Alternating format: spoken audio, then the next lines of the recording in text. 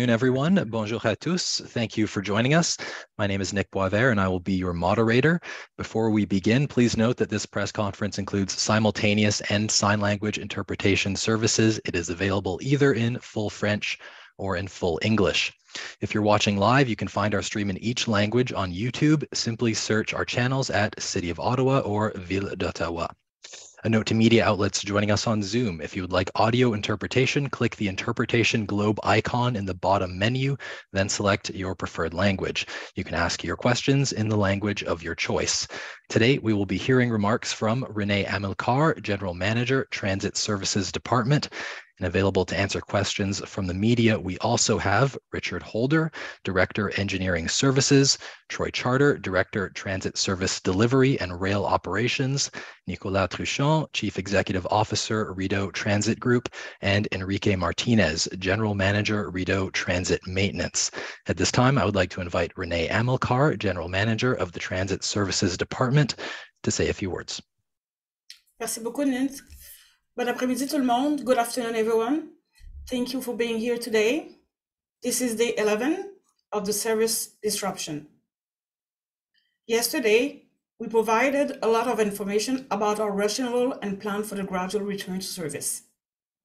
I know this will be a different service experience for our customers, but we are glad to be heading in the right direction. I understand many people may have opinions on our return to service plan.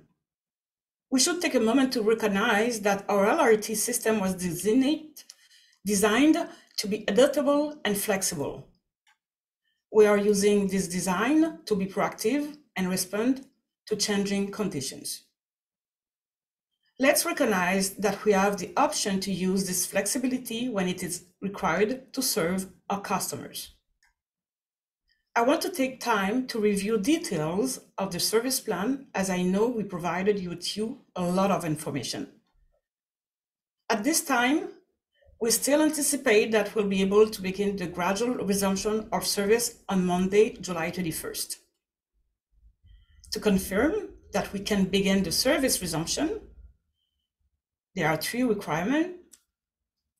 Inspection of all rail vehicles, which was completed on July 24th, the final safety note provided by RTG and also outlining the parameters of the containment plan for the safe operation of Line 1, and receipt of the report from the wheel hub manufacturer, Texelis, based on its analysis of the out-of-tolerance axle hub. I want to take time today to reiterate we are preparing for the gradual safe return to service for Line 1 for Monday, July 31st. However, as I have shared over the week, there are 3 milestones that must be completed. If all milestones are not met, we will not resume Line 1 service because safety is paramount. That said, we have completed all the inspections, and yesterday we outlined the requirements of the safety note. The final item, the report from Texelis, we expect to receive tomorrow, Friday, July 28th. Based on the findings on this report, we will be able to confirm if there are any additional requirements for safe operations and the timing to begin rail service. As I mentioned, we expect this report tomorrow. Once received, the report, our technical team will review it before we are able to make any announcements.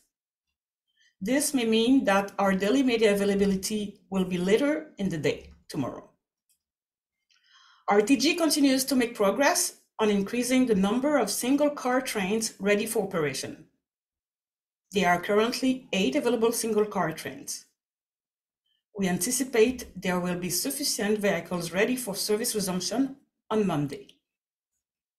This means that the operational plan for the gradual safe return to service continues to be that we will have 8 single car trains operating between Tunis-Pasteur and Blair stations, approximately every 7 to 8 minutes. We will also continue to operate air run service in parallel to Line 1. Our team is actively preparing to welcome customers back. On Saturday and Sunday, trains will be traveling across Line 1 as part of testing and trial running for the resumption of service. In addition, our team will be reviewing stations to ensure they are clean and ready to open, verifying stations and tracks are ready for operation, ensuring all customers' signage and announcement systems are in place and working, and preparing customer communications. We will continue to have staff at key stations to support customers during their trip. The Transit Operations Control Center will be closely monitoring customer volumes of the bus and rail system. I hope this information demonstrates dedication of my team and our transparency. It's important to remember that this mitigation plan is for the safety of our customers and employees. Alstom continues its analysis to finalize the safety net. In addition, it's important to remember the final fix to this issue is the redesign of the axle bearing, and this work is underway. I know this is a lot of information. Please, let's take your questions. Thank you. I will now invite each media agency to ask their questions. You may ask one question with one follow-up. On va commencer aujourd'hui avec Pierre-Jean Séguin avec 104.7. We'll start with Pierre-Jean Séguin with 104.7 Outaouais.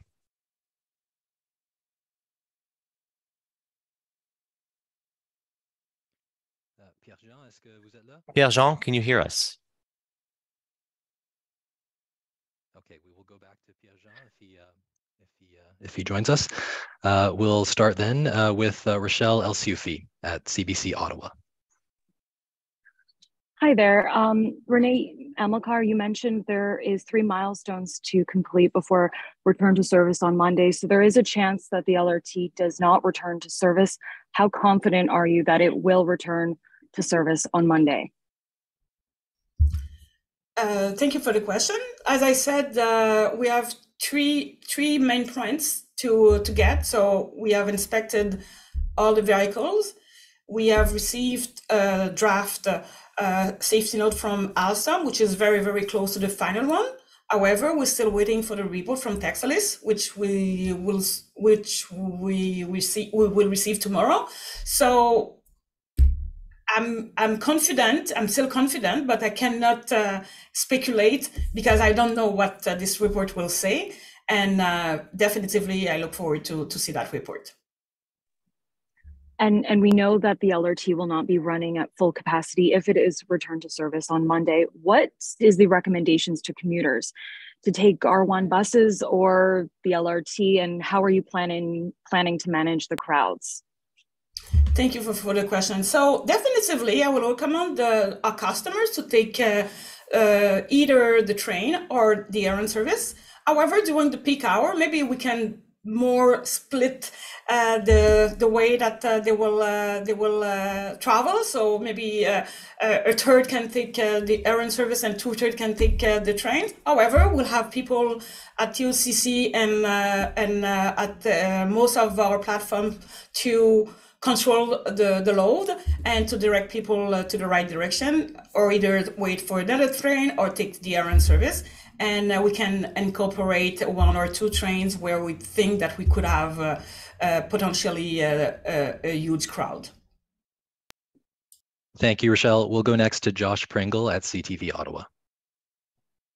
Good afternoon. My first question is, I'm just wondering if you could say what transit riders will see in the station starting on Monday when GO train service is expected to resume. Because these stations are built for 2 trains, will you have a section of the track blocked off so there's only one area for riders to go?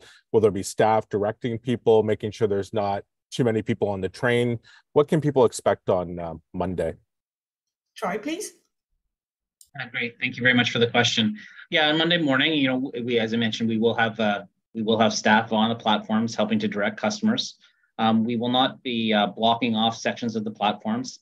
but we will have staff there, and we're working on getting some signage, and we'll continue to, as I mentioned yesterday, we'd like to hear from our customers. So there's always if there's always areas for improvement, we'll definitely take that chance, but we'll definitely take those the feedback and make those improvements. But the main thing for us is we're going to have people at the platforms.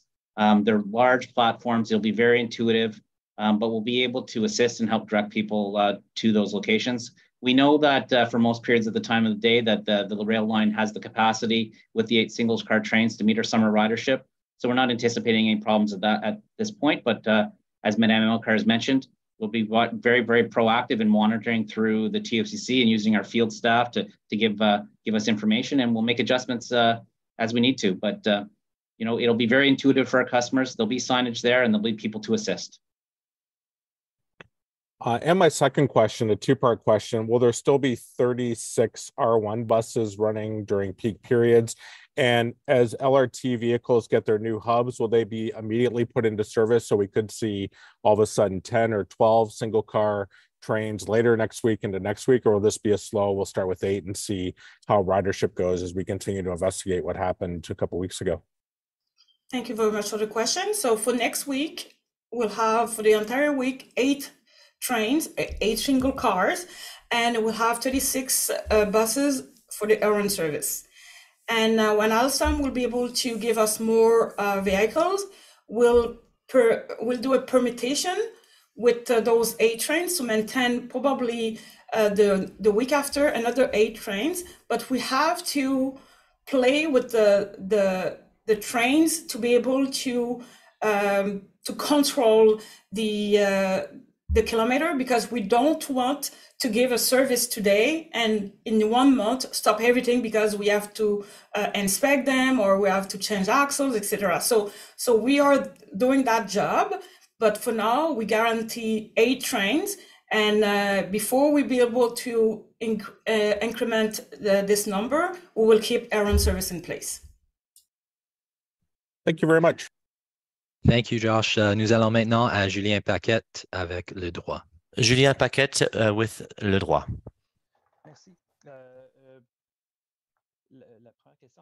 So my first question, based on what I've understood this week, there will be 2 measures until we replace the new design. There will be 2 measures that will have to be put in place. Firstly, it'll be the new system to grease the tracks, and we said that this will be done before the fall. Before we get that system in place, are you worried that there will be another problem? Or are you confident that this problem will not be seen again? Thank you for the question. First off, well, Alstom, with this new security note, has ensured us that they will take all measures necessary, because they are finalizing now the analysis of all the documents, tests, etc. Once that work is done, we know that replacing the axles and bogie will be done at every certain kilometerage, and that will be done in a conservative approach. Afterwards, we will have to continue to operate using these vehicles while we wait for the redesign. So we do know that the lubrication of the top of the rail is something that's positive to remove external forces. So we are working on that to make it operational. And the second thing that we said was that the rails, we don't want the wheels to be on a cable clamp rail on a constant basis. So we'll be working on that to ensure that we have the optimal position so that the wheel will not touch the cable clamp rail if it is not necessary, but the wheel will touch that cable clamp if necessary. So I have a question, a procedural question. The report that we will see tomorrow, if there is a delay, will we receive this report during business days, or will we be able to get this even if it's on the weekend? Will we have to wait until Monday or Tuesday if there's a delay? Thank you for the question. Yes, Texalis is in France, and we sent this information, the part to be inspected urgently. We know that people are working day and night. It does take quite a bit of time because these are analyses that are very meticulously done. So we are waiting for the report that will come Friday. And if we see that this report is delayed, well, this is why I said that I'm not going to repeat the same things that I've said before.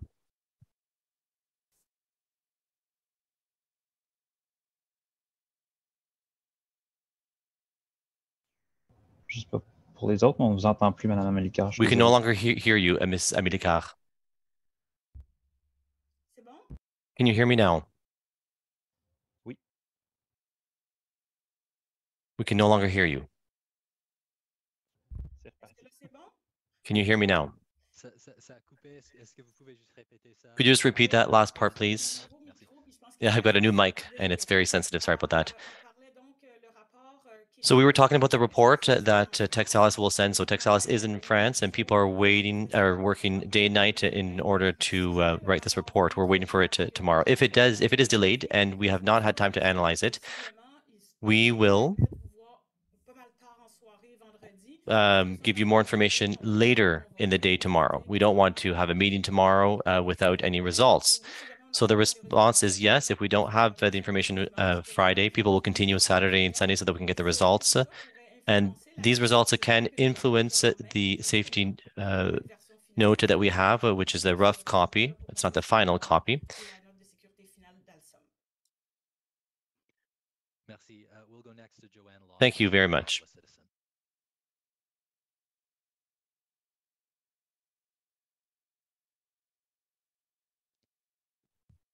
Joanne, are you there? Yeah. Yes. Can you hear me? We can. Go ahead. Thank you. Just for comparative purposes, can you tell me at this time of year how many cars, single cars or double cars, would you have on the rails on any given weekday? Yes, thank you very much for the question. So for next week, we expected to deliver 8 single cars per day. Oh, no. The question is on a regular, like if this was not the scenario, assuming nothing had happened, how many cars would there be on the rails? Yeah, it's 11 double cars normally. 11 double cars. Okay, thank you. And the question is, okay, so the next question is, come September, as we're headed out of the vacation season, what would you normally expect the number of cars to be on the rails, and how many are you anticipating that there will be, if you can make any sort of a prediction? I will ask Enrique to answer to that question, please. Okay, thank you very much for the question. At this moment, it is complicated to confirm the number of cars that are going to be available in September. Anyway, for sure, as the weeks pass and we continue working on the replacement of the axles, the situation of the fleet will improve. So for sure, in September, we'll have a better situation, having more fleet available for revenue service. But as I said, it's complicated to confirm at this moment the specific numbers. Thank you. Joanne. Okay. We'll have time for more questions as usual once we get through the list. Nous allons maintenant à Jean-Sébastien Marié avec Radio-Canada.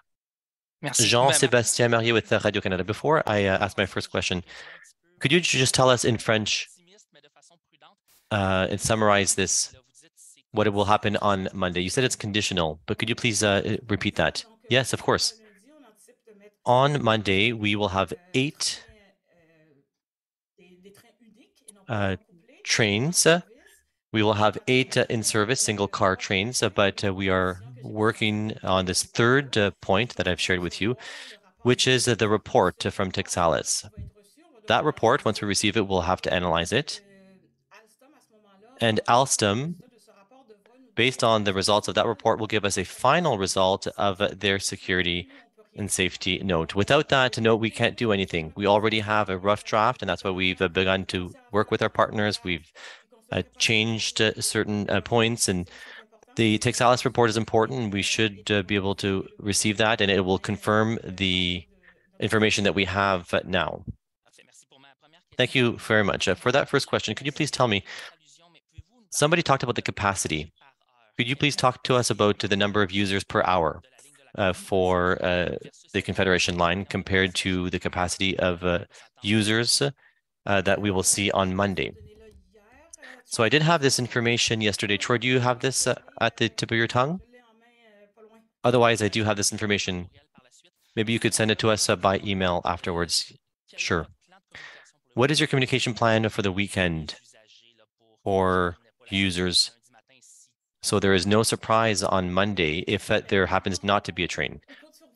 Well, we are counting on you, the media, because you do have a good scope as far as the communication goes. But we do have channels as well that will be implemented on Saturday, on Sunday. We will have people with red vests, and Monday I will be taking the train, so come and see me if you'd like to. And we will have a lot of signage to indicate where people should be waiting, because people obviously are used to wait on a certain platform. But this time we will have a single car train. This system was built to be able to operate one or two trains. So this is a matter of habit that people will have to get used to. And it'll be my pleasure to be able to welcome these people in our system that we will reopen with a great security. Thank you very much. We will have more time for questions after Jean-Sébastien. Hi there. Just a question about possible compensation for riders. Now that, a sort of plan has come forward where looks like service is going to be returning Monday, but at a reduced rate, have you or your team put any more thought into either a fair holiday or some other form of compensation for riders? Thank you for the question. And my answer will be the same. For me today, and since day one when that happened, my goal is to return the service, okay? And after that, we'll have time to think about what we should do, etc. For now, I have to resume the service. And I think the best award that I can give to my customers is to bring back this service safely. Okay, and is there, any sense that I know you haven't really thought about it, but is it something you're open to? As a GM of OC Transpo, for now, definitively, I think to resume the service. And sincerely, we will have time to discuss about that. Again, I don't want to repeat, but it's my answer. Today, my goal is to deliver the service. I have to resume the service. This is my main goal, my main focus. Thank you, Robert. And as promised, we do have time for a few more questions. So as usual, we'll just ask that journalists in the room use the raise hand button on Zoom, and we will start taking some more questions if you have them.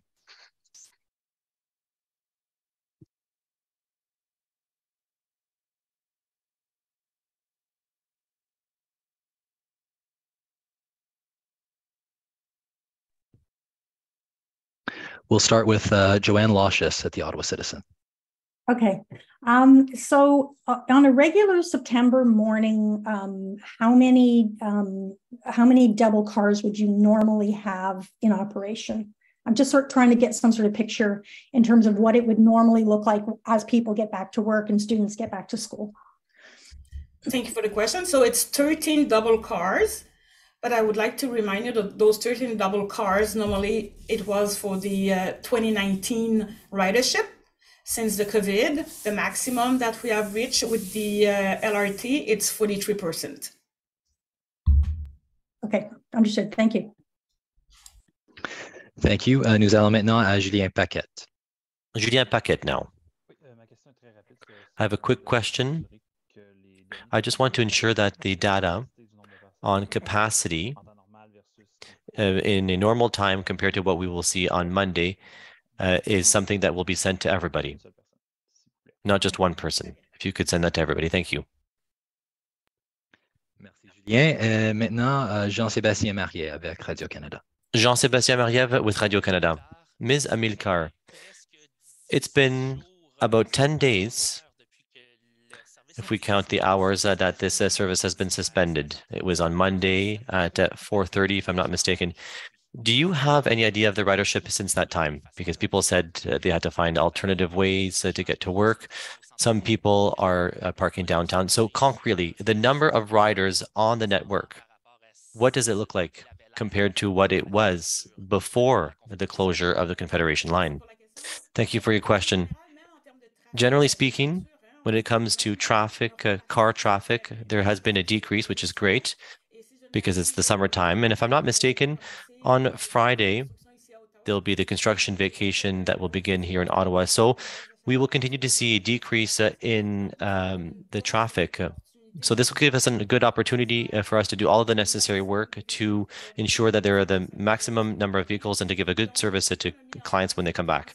So since we've put in place the 36 buses and that we're going on Slater and Albert instead of going on Kent Street, the fact that we have the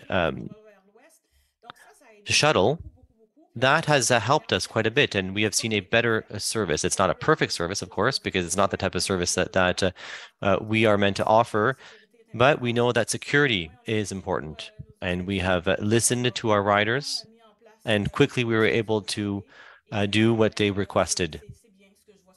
And I think I am pleased to see what is occurring on the network. Thank you. I do understand that there is not a specific number, but you're saying that the vacation time is a factor, right? Yes.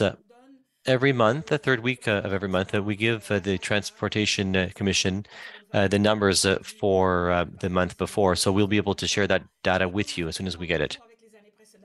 We do compare this data with years before, and we'll be able to then analyze all of this information. Thank you very much. That will conclude our media availability for today. Thank you, everyone, for joining us.